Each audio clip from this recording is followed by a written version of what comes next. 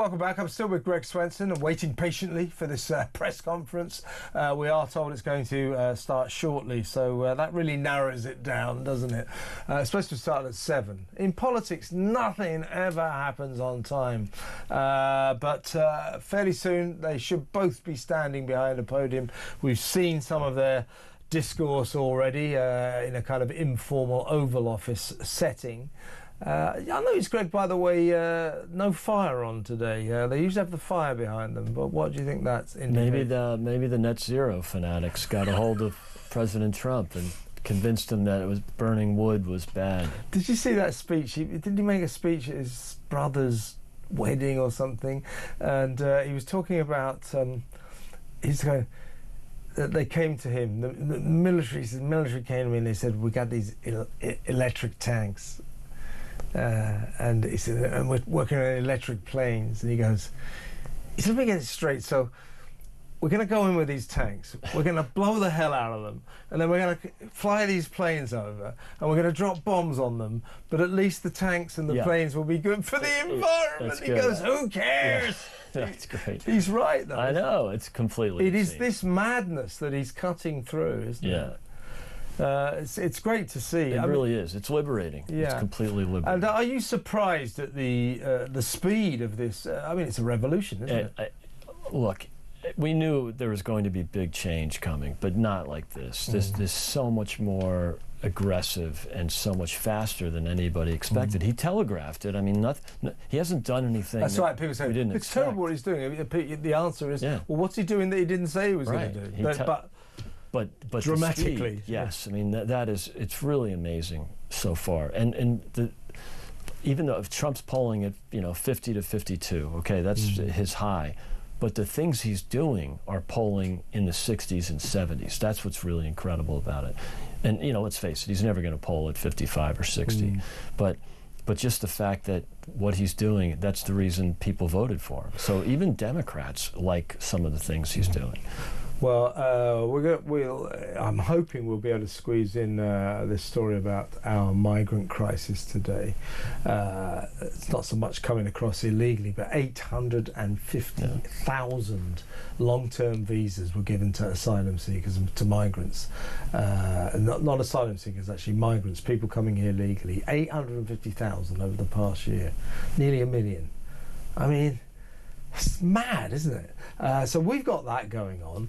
That is legal, I should stress. But I heard yesterday that in terms of illegal migrants coming across the southern border, he stopped 98% of them. Absolutely, shut down. I mean, it's amazing how fast it's worked. And that's why people voted for him. And this is what the voters want. The mass deportations are polling at 60. Which I never would have guessed. And so, this is a great moment for just the differentiation between Trump and Biden. Again, another reason he was elected. But, I mean, it proves just how criminal the Biden administration was. They weren't just inefficient or mismanaging. They actually wanted illegal migrants. Yeah, they just like our lot, just like Starmer, Starmer. Sure. And Starmer talking about his pride in our free speech. Unless it's quote unquote harmful content that's decided by some bureaucrat. Yeah, unless you're writing hurty words on Facebook. Then you go to jail for exercising your right to free speech. This guy is the enemy of free speech because he's a socialist. Unbelievable. And when that speech the other week, we talked about this the other day, didn't we? By J.D. Vance to those shocked EU leaders. Starmer seems to think it didn't involve Britain. Well, actually, in the middle of it, that speech was beautifully succinct. It was powerful. 20 minutes. Gone. The power of economy there. Always keep it short, keep it to the point, which is what he did in a 20-minute speech, lambasting the European leaders for their abandoning of freedom of speech and freedom of expression. 4 minutes of it was attacking Britain. Right. So Keir Starmer, imagining that he wasn't part of this, he was at the heart of it. Yeah, I mean, he had to sort of play it cool in the clip that we showed earlier. I mean, he couldn't admit that that he's against free speech. That wouldn't have been, you know, it wouldn't have been sociable with the president and J.D. Vance right there. So he just kind of dodged it by saying that we've always had free speech, which to a certain degree is true historically, but just not in the last, whatever it is, five years or 15 years.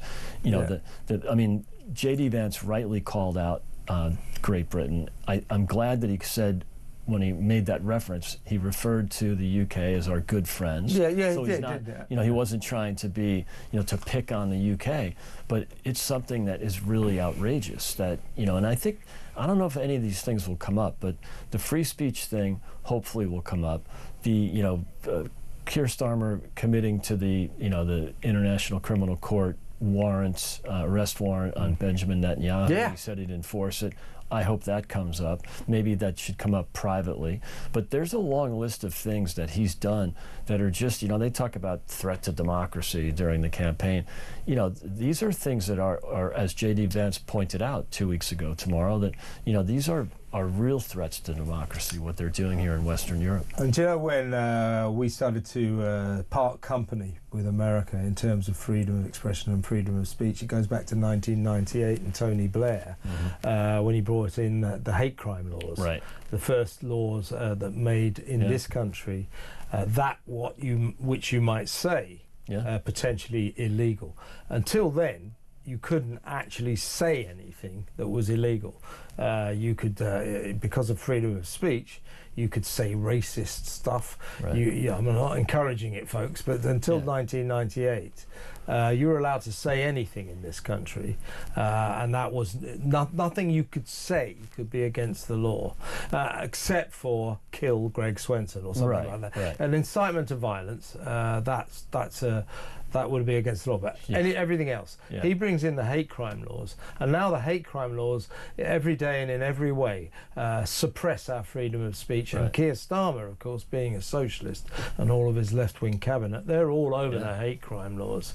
They love them. They love that. And going back to Tony Blair again, the Gender Recognition Act, you know, that's a complete disaster. President Trump, we had the similar laws in the U.S. that President Biden put into place, and on day one, you saw it in his inauguration speech, but then on day one, and you know, signing the executive orders, he just did away with all of that, that garbage in the government, in the military. It's fantastic. Yeah, so from now on, by law, there's only two genders in America. Well, actually, Donald, there's only two genders everywhere in the world, but you're the only one to enshrine it in law, and good for you. Oh, I've got a bone to pick with the president right now, because they are saying that his whole ethos is this: we're gonna run the government like an efficient business.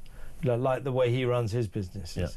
Efficient businesses, Donald, aren't 1 hour late for anything, are they?